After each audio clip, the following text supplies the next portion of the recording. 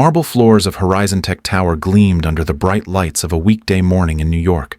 The building pulsed with energy as sleek cars lined up outside, spilling out investors in sharp suits and polished shoes. Their voices filled the lobby with brisk conversation about markets and opportunities, while assistants hurried ahead, clutching tablets and schedules. The clock above the glass doors read 9:15 in the morning, and the day was already in full motion. At the center of this high-speed world walked Evelyn Hartman, the 34-year-old CEO of Horizon Tech. She cut through the crowd with the poise of someone who had never known defeat, her tailored navy suit, the glint of her jewelry, and her perfect stride all told the story of power. People moved aside for her as if the air around her carried weight. Evelyn's reputation preceded her, ruthlessly efficient, brilliant in business, and merciless with those she considered beneath her. She did not need to raise her voice. Her presence was enough to command the room. Yet while all eyes followed Evelyn, none seemed to notice the man in gray coveralls working quietly by the far wall. Jack Miller, 37 years old, pushed his mop with calm, deliberate strokes across the marble. His shoulders were broad, his movements precise, but his presence blended into the background like another piece of the building. He was the janitor, the one people passed without a second thought.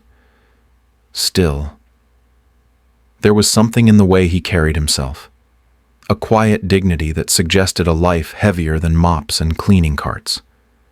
His expression was steady, his silence unbroken, but the lines on his face carried the weight of loss. Evelyn's eyes brushed past him and sharpened. She leaned toward her assistant, speaking in German, her words dripping with disdain. She mocked the way Jack moved, comparing him to a trained animal. So shh. Her laughter rang sharp, and her assistant chuckled nervously. To her, the man was less than human, someone who existed only to keep her world spotless while she conquered industries. She believed he would never understand a word of what she said. Minutes later, Evelyn stood in front of a semicircle of European investors gathered in the lobby for an impromptu presentation. She launched into her explanation of Horizon Tech's latest quantum computing initiative, her voice slicing the air with confidence. But confidence did not equal knowledge. As she stumbled through the principles of quantum entanglement, her tone remained sharp, though her words slipped into error after error. Some investors exchanged subtle glances. Others grew restless. Jack's grip tightened on his mop handle. His jaw clenched. Each incorrect phrase struck him like sandpaper against an open wound. Finally, his voice cut through the noise, smooth and precise, spoken in flawless German. He corrected her mistake with clarity and authority, his words carrying the weight of true understanding. The lobby froze. Evelyn's phone nearly slipped from her hand. The investors turned their heads in unison, their eyes widening at the janitor who had just spoken as if he belonged on the stage, not the floor. Evelyn stared at him, her face pale, the perfect mask of her control cracking for the first time. She had mocked him in the very language he now used to reveal her ignorance. Jack did not wait for applause or reaction. He returned to his mop, guiding it across the polished marble with calm precision. His movements seemed even more deliberate now, each stroke a reminder that knowledge and integrity did not wear expensive suits. The investors remained silent, their thoughts shifting as they reconsidered everything they had just witnessed. Evelyn struggled to regain her composure, her cold authority fractured in front of the very people she sought to impress. In that silence, a question took root, unspoken but heavy in the air.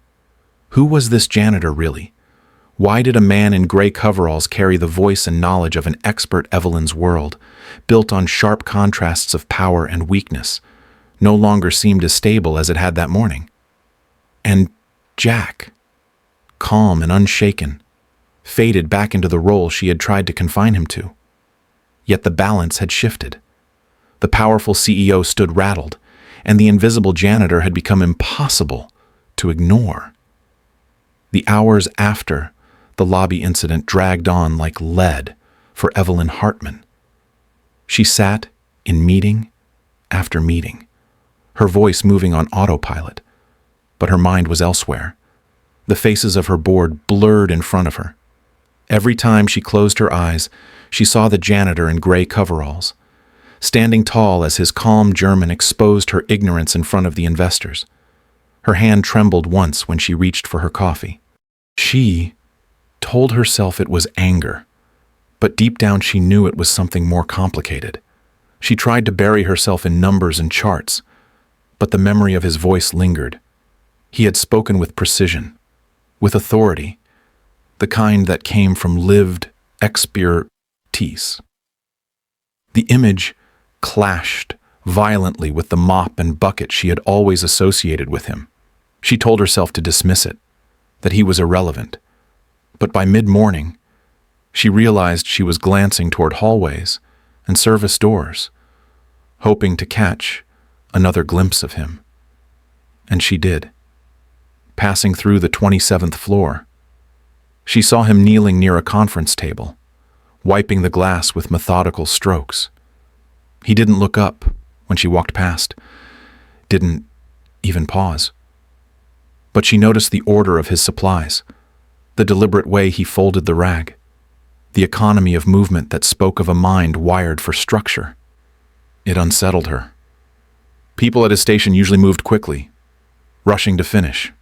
But Jack Miller worked as if precision mattered even here, as if every surface deserved care. By the time the lunch hour arrived, Evelyn's distraction was visible. Her assistant noticed the way she missed cues, her clipped tone, her wandering eyes. She brushed off the concern and walked down to the lobby. That was when she saw him again, and this time, he was not alone. A little girl with brown hair came running through the glass doors, her backpack bouncing against her shoulders. Jack's entire posture changed when he saw her. His face softened, his eyes lit up, and he bent down to sweep her into his arms. Evelyn slowed her steps, caught off guard, in that embrace. The man who had seemed so guarded and distant, transformed. He laughed at something the girl said, brushing a stray hair from her forehead with a tenderness that struck Evelyn like a blow. She froze, watching the two of them together. It was a simple reunion, a father greeting his daughter. But to Evelyn, it was something almost foreign. Her own childhood had been filled with wealth and achievement, but not with warmth. Her parents had measured love in scheduled phone calls, in stiff praise at report card time. Seeing Jack kneel down to listen to his daughter's excited chatter about school forced her to feel something sharp and uncomfortable. Envy and shame. Because this was the man she had mocked in front of strangers, reducing him to less than human, while he carried within him a love she had never known. That night, long after the office had emptied and the city lights flickered below her penthouse windows, Evelyn made a call. At 22:45 or 10:45 at night, she reached her private investigator. She gave him the name Jack Miller, along with his employment details. Her tone was calm, but inside her chest her heart was pounding. She told herself it was curiosity, but it was closer to desperation. The report arrived the next evening, thick with details. Evelyn spread the pages across her desk, her eyes devouring each line, and with each paragraph, the floor beneath her seemed to crumble. Jack Miller, doctorate in electrical engineering from MIT, former head of a leading quantum computing research group. His designs had advanced military-grade processors. 3 years ago, he had uncovered illegal sales of his work to foreign governments. When he threatened to go public, his company destroyed him. Lawsuits, blacklisting, financial ruin. His wife, already battling cancer, died in the middle of the storm. The medical bills left him with nothing but his daughter. Evelyn pushed back from her desk, her palms slick with sweat. The man she had compared to an animal was not a failure. He was a man who had chosen principle over profit and paid a devastating price. She pressed her hand against her temple, feeling shame coil inside her. For the first time in years, she questioned herself, her empire, her measure of worth. Jack Miller had lost everything and still carried himself with dignity. She, with her tower of glass and steel, suddenly felt smaller. The memory of his voice in the lobby returned, not as humiliation, but as truth. Evelyn stared at the report long into the night, her mind restless, her heart unsteady. She had crossed a line she could not erase, but she also knew one thing for certain. She needed to understand him, and perhaps, in some way she did not yet admit to herself. She needed him. Evelyn Hartman had read the report on Jack Miller more times than she could count. Every detail still rattled her, and yet it made her want to see him more. She carried the weight of her own guilt every time she stepped into Horizon Tech Tower, and she felt her eyes searching for him almost unconsciously. When she did spot him, he never met her gaze. He kept his head down, his shoulders tight, and whenever she lingered too close, he found a reason to slip away down another hall. He spoke only when required, always polite, but distant. The message was clear. He wanted nothing from her. The avoidance only fueled Evelyn's resolve. She began timing her movements so she might pass him in the corridors, inventing reasons to check in on parts of the building she normally ignored. She told herself she was trying to make amends, to prove she wasn't who he thought she was. But the truth was harder. She wanted to know him. The man with the quiet eyes and the hidden past had unsettled her carefully built world, and she could not let it go. The chance came late in the week, at 12:05 or 5 minutes past noon. Evelyn crossed the lobby just as the glass doors opened and Jack's daughter Emily skipped inside. The girl's laughter carried across the polished marble, her backpack slung loosely over one shoulder. Jack's entire posture shifted the moment he saw her. He bent low, his expression softening, arms open as she rushed into his embrace. Evelyn slowed her stride, unable to look away. The transformation was striking. The man who kept himself guarded with adults glowed with warmth for his daughter, his voice low and steady as he listened to her chatter about her day. Emily noticed Evelyn standing nearby. The girl's curiosity was unfiltered, and she tugged at her father's sleeve before pointing. Evelyn stepped forward before Jack could guide her away. She crouched down so she was eye level with the little girl. Emily tilted her head and asked what a CEO was. Evelyn hesitated, caught between her instinct for control and the innocent openness in the child's face. She answered simply, "A CEO is someone who makes decisions for a company. I decide what projects we do and how we spend our money." Emily listened carefully, her eyes narrowing with the seriousness only a child could bring to such a question. Then she nodded and said that her dad told her responsibility is what makes people grown up. The words landed like a weight in Evelyn's chest. For a moment she forgot where she was, forgot the investors, the tower, the empire she had built. She heard only the echo of her own choices and the hollowness behind her authority. Responsibility, stripped of power and wealth, meant something different when a child defined it. Jack's eyes flickered with warning as if to pull Emily back, but Evelyn held her ground. She forced a smile, thanked the girl, and stood slowly. Something had shifted inside her turpin. The exchange had cracked something deeper than pride. For the first time, she wondered if her entire definition of strength was flawed. In the days that followed, Evelyn found herself drawn to quiet corners of the building where Jack and Emily sometimes appeared together. She watched him walk her to the door, adjusting the straps of her backpack, kneeling to tie her shoelaces with care. She saw him carry her school projects under one arm while balancing his janitorial cart with the other. Each small act radiated sacrifice and devotion. Evelyn felt envy stirring again, but this time it was mixed with something else. Admiration. Finally. She tried to speak with him directly. One evening as he finished mopping a corridor, she approached. He stiffened but did not look at her. She thanked him for what he had taught her without saying how. He cut her off with a calm but firm voice. Horizon Tech's wealth comes from the same kind of contracts that destroyed me. If you want to understand me, start by understanding that.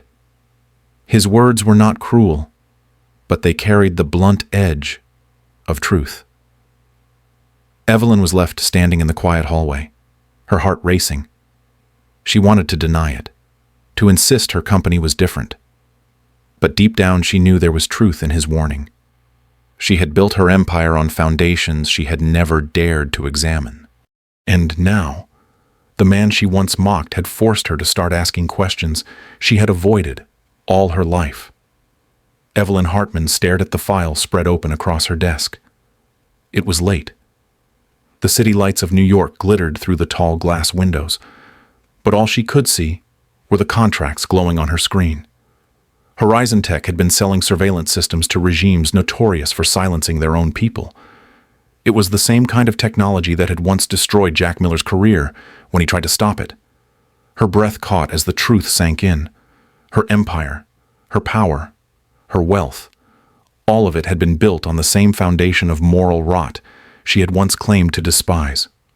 At 9:10 in the evening, she sat with the board of directors. She presented her findings and urged them to consider ending the deals. Their reaction was swift and brutal. They laughed off her concerns at first, then hardened.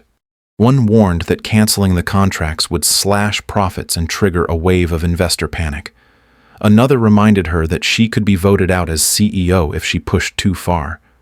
The chairman leaned forward, his voice cold, telling her that the company was not a charity and that her personal discomfort had no place in business decisions. Evelyn felt the walls close in. These were people she had trusted, people who had once cheered her ambition. Now she saw only greed in their eyes. She walked out of the boardroom with her stomach in knots, betrayed by the very structure she had helped build. In the silence of the empty corridor, her mind turned to the only person who might tell her the truth without varnish. She found Jack working late, his cart parked outside a quiet lab. He looked at her with suspicion when she asked for his advice. For a long moment he said nothing, only studying her face as if to decide whether she was serious. Finally he spoke, his words steady and measured. If you cancel those contracts, the company will take a hit, but the projects themselves are already flawed. The error rates are high, the system's unstable. If you walk away now, you can save Horizon Tech from lawsuits and collapse. Evelyn listened, her pulse racing. He was giving her more than technical analysis. He was giving her a path forward, one that would cost her dearly, but keep her soul intact. For the first time, she realized the fight ahead was not only against her board, but against the very culture of power she had once embraced. And she also realized she could not face it alone. Jack had just stepped across the line between indifference and fragile alliance. And it changed everything. 6 months later, the lobby of Horizon Tech Tower looked the same, its marble floors polished and the glass walls shining in the morning light. But what unfolded inside carried a different weight. Jack Miller stood before a group of investors. No mop in sight, no gray coveralls. He wore a simple suit and spoke with confidence as he explained new advances in quantum technology. His voice was steady, his gestures sure, and the men and women listening leaned forward, captivated by his expertise. It was the same lobby where he had once been invisible, yet now he commanded the space as if it had always belonged to him. Off to the side, Emily sat at a small table with her notebooks spread out. She balanced her homework with quick glances at her father, her eyes glowing with pride. When Jack caught her watching, he smiled, and she returned to her math problems with a grin, as if knowing she was part of something greater than the equations in front of her. Evelyn Hartman stood quietly at the back of the room, watching. She no longer saw the janitor she had once mocked, but a man who had reshaped her view of leadership and success. Her own choices since that night in the boardroom had changed her company and her life. And she knew none of it would have been possible without Jack and the little girl who reminded her what responsibility really meant. When the presentation ended, Emily bounded toward Evelyn. She looked up with innocent honesty and said her dad told her that good people can still make mistakes and still be good. Evelyn knelt to her level, her voice gentle as she replied that what mattered most was learning from those mistakes and choosing to do better. A few minutes later, Jack and Emily walked out hand in hand, their voices echoing through the lobby as they planned their weekend together. Evelyn stayed behind, her heart full. Her eyes drifted to the polished brass nameplate now mounted proudly on the wall. It read, Dr. Jack Miller, Senior Technical Advisor. The letters shone under the light, a permanent reminder that dignity, once restored, could never again be ignored.